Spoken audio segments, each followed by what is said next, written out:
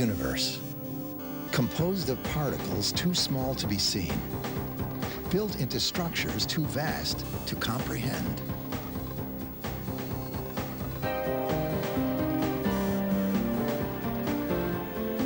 We live on a unique planet revolving around an average star that, along with 100 billion or so other stars, promenades within a spiral galaxy. A galaxy so large that light itself takes 100,000 years to cross it. And our galaxy is just one of billions of galaxies scattered throughout the larger universe.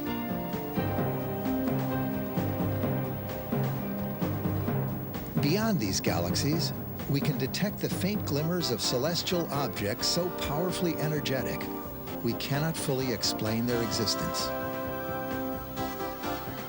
Most of the universe lies so far away from us that we cannot image its details. Yet, from bits of light from these distant celestial objects, we're able to unlock the secrets of what the universe is made of, how vast it might be, and how it came to be as we see it today.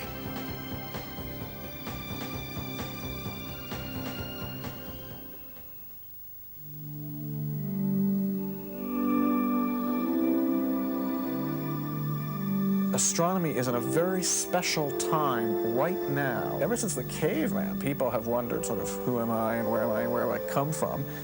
And in the past 20 or 30 years, we're actually getting answers to those questions. We know approximately how old the universe is. We know how the universe began. We know where the individual atoms in our body were originally cooked. These are not speculations now. We understand these things, and we are the first generation that has done so. When my father went to school, we couldn't answer those questions. Now we can. And I think that most people appreciate that's really neat. People enjoy being first and making a discovery, but almost as much, and sometimes more, we enjoy the surprise. And one of the great aspects of astronomy, at least in the latter half of the 20th century, has been the huge number of surprises that it has provided. In part because of the instruments we've sent into space. It's been like a fish crawling out of water or out of mud and seeing the sky for the first time. There are wavelengths that we could never view the heavens in before. Microwaves, radio, X-ray, gamma ray. And with each of these new horizons has come new discoveries that has been very exciting. What excites me about astronomy is the doing of astronomy. If you've noticed, in every observatory in the world, there's a catwalk around the dome. You know, why do they put that there? I'll tell you why they put that there. Because an astronomer goes out in the middle of the night and walks around ostensibly to see, are there any clouds coming in, how are things going? But it's the awe. You'll see the summer Milky Way above you. It's just absolutely inspiring. It's beautiful, and the sense of depth is just unbelievable. Of course, you look through your telescope, but you also look at the sky. And many, many times I've been struck by that. There are times I have walked a catwalk like a captain walking the bridge of a ship, and you hold on to the rail because it's almost like you're going to fall up into it. There's just such a sense of depth. To an astronomer, it's really sad to see that for most people, the stars are on the endangered list. Many people grow up and spend their whole lives in cities and never see a wonderful country starry sky. Never see the Milky Way, never see the beautiful night sky with its myriad stars. And that is a sad loss. As a child, I looked at the stars in the sky and couldn't imagine at all why those things were there. And even now, when I'm at a telescope on a very dark night and look at the sky, I wonder how anybody could not be an astronomer, how you could find yourself in this universe and not hope to devote your life to finding out what it's all about.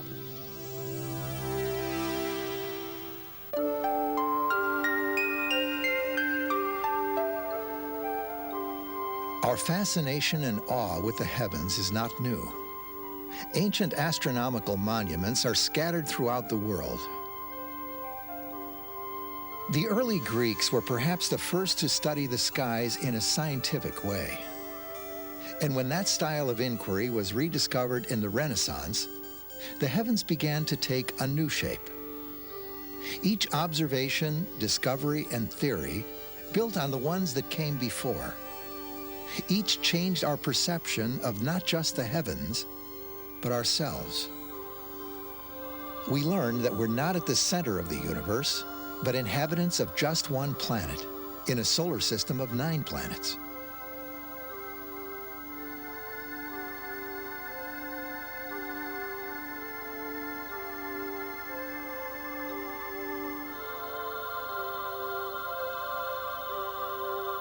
Each with a geography, a geology, and a past that began an estimated 5 billion years ago in a swirling nebula of gas and dust. Today, at the center of this system, is an average middle-aged star only 5 billion years old, with at least another 5 to glow. Revolving closest to the sun is tiny Mercury, covered with craters and looking as desolate as our moon. Next out is Venus, where a deadly cauldron of sulfuric acid clouds and carbon dioxide perpetually enshrouds a rocky, lifeless world.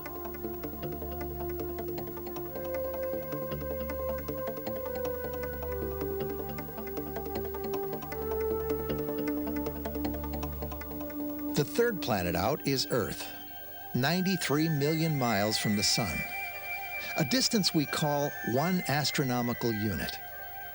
It's the only planet in the solar system with liquid water on its surface, the only one with an oxygen-rich atmosphere, the only one we know of that supports life.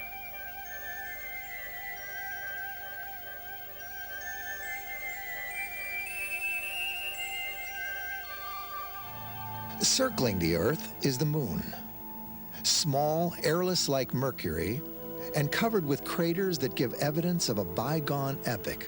The Moon appears in the sky as large as the Sun, yet it's only 1/4 the diameter of the Earth, a coincidence that can have a spectacular effect. Next out at 1.5 astronomical units from the Sun is Mars. Once upon a time, Mars was teeming with life and an advanced civilization that dug canals and even invaded Earth.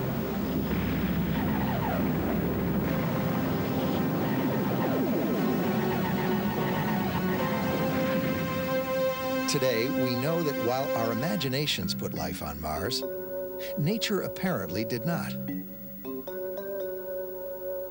Mars is, however, rich with astounding geological features. Its dead volcano, Olympus Mons, dwarfs Mount Everest, and its long canyon, called Valles Marineris, makes the Grand Canyon look like a gully.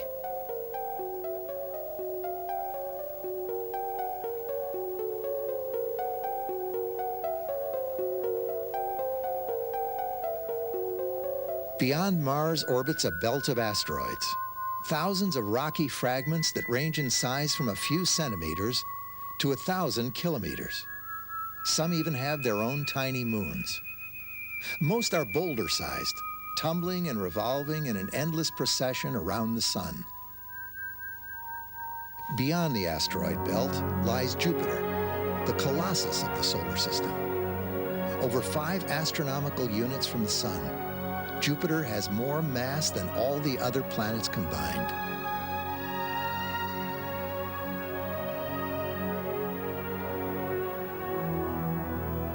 Marked with a red spot 3 times the size of Earth, this planet of liquid and gas sports over a dozen moons. Most of them frozen and forbidding like the planet they orbit. But one of them is so geologically active that its surface changes like the weather.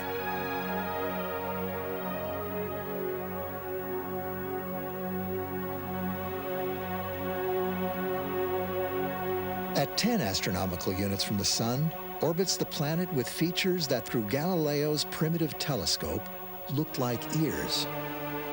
Today we know they are rings, hundreds of rings made of billions of icy chunks that make Saturn the most visually stunning planet in the night sky.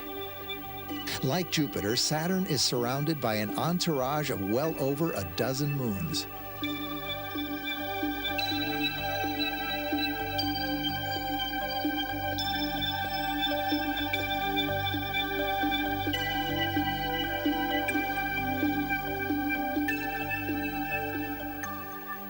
At 20 times our distance from the Sun is Uranus, a fallen giant whose poles alternately point to the Sun.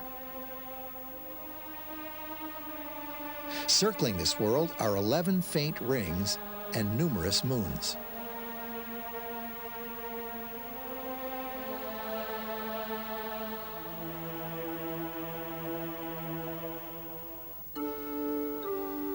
At 30 astronomical units orbits the outermost giant planet, Neptune, accompanied by 8 moons and a wisp of barely visible rings. Despite its serene appearance, great storms rage in Neptune's atmosphere. Averaging 40 astronomical units from the Sun are 2 large pieces of space debris, Pluto and its nearly the same size moon, Charon, locked in a face-to-face dance. From their great distance, the Sun must appear as only a bright star in a perpetually dark and incredibly cold sky. This is the solar system. From our view, it is immense. From the universe, though, it is a small collection of gravitationally bound specks of dust.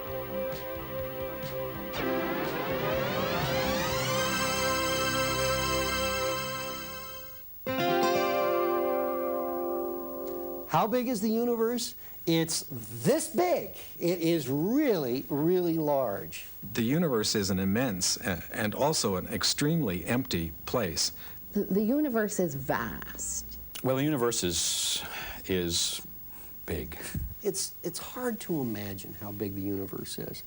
I'm not sure that I really understood it until I had my students go through an exercise of modeling the solar system. If the Sun is the size of a basketball, the Earth would be a pinhead 100 feet away. Jupiter is a ping pong ball 500 feet away, and Neptune, which is the farthest planet from the Sun at the present time, is about the size of a pea, 4/5 of a mile down the street. The distance between the Earth and the Sun is an astronomical unit, 93 million miles. It's a distance that would take you 17 years to cover in a jet moving at 600 miles an hour. Yet light is so fast that it can traverse that distance in 8 minutes. And so what you're seeing when you look at the Sun happened 8 minutes ago. And we can use light as a scalar for the universe in general, because without something that fast, it's very hard to understand the actual distances involved. Just getting from the Earth to Mars, that with current spacecraft technology, that can take months to even years. Getting out of the solar system can take decades. Getting to the nearest star system, even traveling at the speed of light, also takes years. If you traveled in your automobile, for instance, to the nearest star, you would not get there by the end of your life. You wouldn't get there by the end of the next generation. In fact, you wouldn't get there after thousands of generations if you were traveling at the speed limit. Even for light, traveling at 186,000 miles or 300,000 kilometers per second, the journey takes an incredibly long time. While light takes only about 8 minutes to travel from the Sun to the Earth, it takes over 5 hours before it reaches the outermost planet, and years before it reaches the nearest star. The nearest star, Proxima Centauri, is 4.5 light years distant, which means that the light from Proxima Centauri we're seeing now was packaged 4.5 years ago, and we're only receiving it at the present time. To scale, if the Sun were the size of a grapefruit in Washington, D.C., Proxima Centauri would be a grapefruit in California. The nearest stars are a few light years away. Our Milky Way galaxy is about 100,000 light years in diameter. That is to say, it would take light 100,000 years starting at one edge of the Milky Way to travel to the other edge of the Milky Way. Our own galaxy is part of a rather small group. It's called the Local Group. The total size of the Local Group is about 3 million light years across. So that when we look out at the so-called Andromeda Galaxy, or M31, we're actually looking about 3 million years back in time. That's how long it takes the light to reach us. If you think of the Milky Way galaxy as a grapefruit, Andromeda, which is the nearest large galaxy, is only 20 grapefruit diameters away. It's another grapefruit, 20 grapefruit away.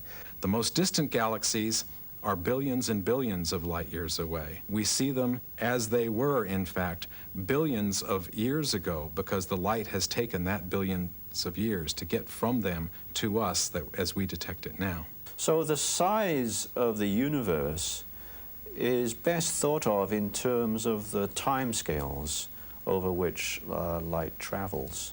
And we can define the whole size of the visible universe from where we are today to the point at which we're seeing the relic radiation from the Big Bang. That's the observable universe. It is quite probable that the universe has an absolutely enormous size, much larger than the 15 billion light years to which we can directly see using the largest telescopes. It's probable that that part of the universe that we can see, that is the observable universe, is really only a tiny fraction of the entire universe. Much like the part of Earth that you walk on most days is only a tiny fraction of the true surface area of the Earth. This means that we will never really know what's going on in a vast majority of the universe. The fantastic distances between the objects that populate the universe boggles the mind. Just as astounding, however, are the objects themselves.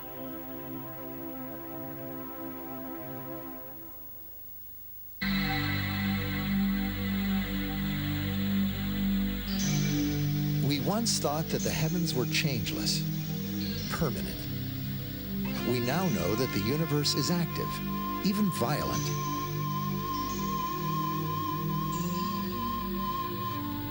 As it's continuously torn on a colossal scale by fundamental physical forces. In the arms of galaxies, we see evidence for a complete cycle of star birth, life, and inevitable death.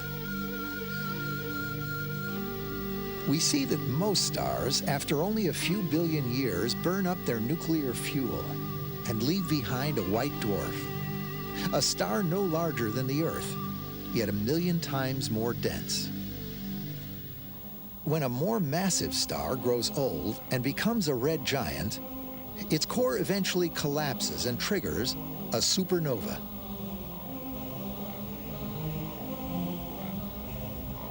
An unimaginably large explosion that can be seen 1 billion light years away.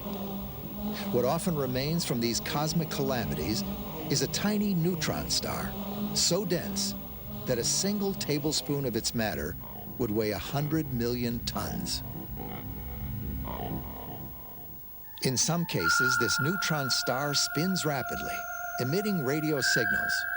If detected on Earth, it's seen as a pulsar.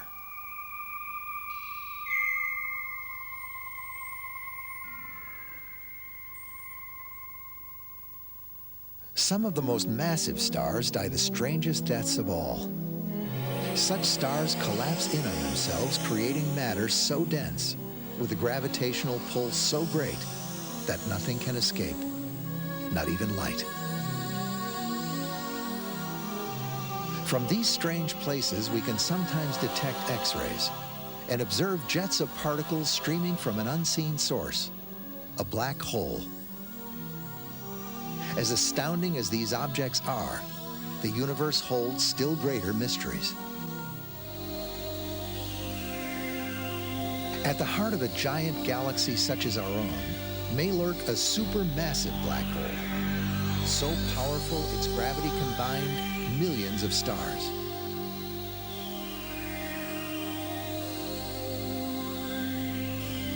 With celestial objects so fantastic at such great distances, how can we even begin to make scientific guesses about their nature?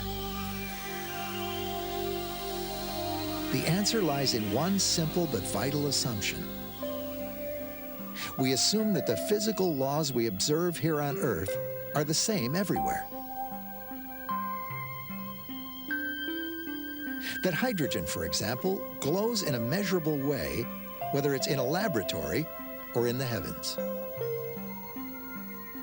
That gravity we observe every day is the same kind of gravity that binds the stars to galaxies and galaxies to one another.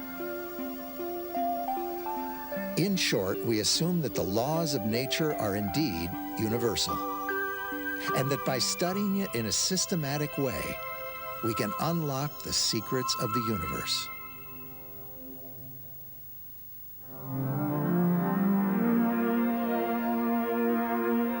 Number 39 in the Hurkins field has a redshift of 0.4. Astronomers are a group of people that sees the universe as a system of interacting rules that is understandable. And what we do is try to figure out what the rules are that describe how the universe works.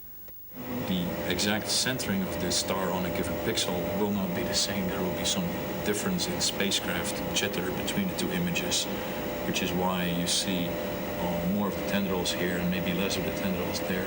The universe provides a kind of laboratory, and it gives samples of what's going on. You know, how do we learn things? Well, we go out and look at things, and we feel them, and we study them, we think about them. Even in the laboratory, it's the same thing. We may look through a microscope, we may test with instruments, but that's basically an extension of our senses. And we try to measure and look and find out things and see what's there. Astronomy is different from all of the other sciences because astronomy is entirely observational. The chemist can go into his laboratory and experiment on his chemicals. The physicist can build an apparatus and change it and test it. But the astronomer can't go out among the stars and kick a star to see what happens. We can only gather information by looking, and so we have to build telescopes. The telescopes gather photons, photons of light, photons of X-rays, photons of infrared, whatever. They gather photons because that's the only way we can get information about what goes on in the heavens. Understanding that the laws of physics that have been developed have to be maintained. And what you hope is that you can explain everything using what you see and the laws of physics, but you might have to invent some new physics when you get out there and see the way the whole universe functions. Astronomy allows us to look at situations that can't be produced on Earth. Completely different situations than anything we can produce in the laboratory here. So it's a laboratory out there dealing with quantities and behavior that we can't possibly duplicate here, and that gives us then a new insight into basic phenomena and what can happen and how the universe itself was built. The astronomer can probe the laws of physics as they are very far away in the universe, and because the light that carries the information that the astronomer is examining takes a long time to get to us, he or she can actually also probe the laws of physics backwards in time, the way those laws used to be when that light was emitted and began its travel towards us. The astronomer can test the universality of the laws of physics, both elsewhere in space and backwards in time. From the primitive refracting telescope of Galileo to the Hubble Space Telescope, every advance in our knowledge of the heavens has in large part been a reflection of our advances in technology. So that today astronomers have a wide array of tools for collecting the light from above. But it's taken more than machines and devices to pull back the curtain of heaven. We've come to know what we do about the universe from those who have chosen to examine it in a scientific way. Men and women who today continue to be drawn to the stars. I think each new technological breakthrough brings us a new field of astronomy. And of course, each new technological breakthrough brings us completely new results, introduces new people to the field, and they're all astronomers. There are many, many questions we would like to answer. Perhaps unlike some of the other sciences, a good astronomer can think of 10 or 20 or 30 questions that he wants to answer at any one time. How did our Earth form?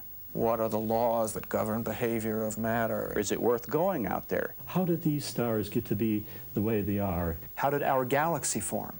How long does a star take to go through its life cycles? What is the fundamental nature of the universe? Where does it come from, and where is it going? Astronomy is the study of these questions. These are the most basic questions that we can ask of ourselves and of our surroundings. Astronomy really is the study of everything in the universe, and as such can be considered the grandest of all subjects, because it is truly all-encompassing. Anytime there was expansion of humanity across the surface of this planet, there were always scouts. Always somebody went ahead to say, well, is it dangerous out there? Or is it interesting out there? And in a very real sense, astronomers are the scouts for the entire human race, because we've only got one place left to go. We've gone every place on this planet. The only place left to go is out and up. Why explore the planets, the stars, and all that lies beyond? The reasons for venturing into this infinite frontier, for exploring with our eyes and minds places we may never go, are as varied as our imaginations. But the full answer lies not just within ourselves, but in the stars.